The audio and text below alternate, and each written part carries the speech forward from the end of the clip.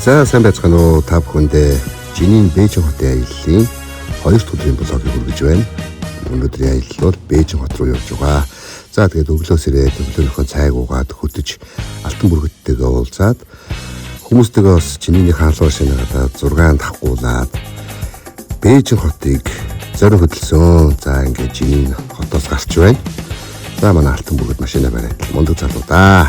За энэ урт хонглоор явсан бараг 3 км газар явсан баха. За тэгээд цагаан ирэн дээр ирсэн. За цагаан ирэн бол үнэхээр гайхамшигтай. За хамгийн гол нь дээшээ маш хол газрыг бид нар туулсан. Тэр дээшээ тэгэл яваад лээсэн халуун байсан. Яваад лээсэн. За тэгээд энд бас ингээд гоё юм гар аргаар юм гоё бэлэг дурсгалын зүйлс хийж өгд юм байна лээ. За манай аялагч маань зургаахгүйсэн байна. За ингээд энэ доород маш гайхамшигтай харагдаж байна. Тэр цаана Бээжин хот харагдаж байна. За тэгээд дээшээ алхсан да. Энд чинь муур хүртэл хялаагаад туусан байсан. Би бол алхаад л байсан. За тэгээд энэчнээс ингээд харж явах тус өвөг дээцээрээ маш их бахархаж байлаа. Тэгээд энэ зүйлийг барьсан ард түмэн биш, бариулах болсон шалтгаан гэж одоо нэг гайхамшигтай хэлсэн байдаг.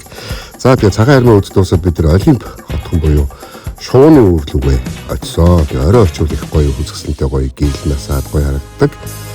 За тэгээд бид нар энэ бол Олимпийн бомбар асаасан газар байна. За энэ шууны өвөр байна. За тэгээд 7 сарын 8-нд бас манай дараагийн аялал гарах гэж байгаа. Та бүхэн манаас амжиж бүртгүүлээрээ дээр гарч байгаа фэйсбүүкээр болон доор гарах утасны дугаараар бас та бүхэн холбогдоод илүү дэлгэрэнгүй мэдээлэл авах боломжтой шүү. Тэгээ шөнийн Олимп хотгоноор хамтдаа ирсэн та бүхэндээ бас маш их баярлалаа.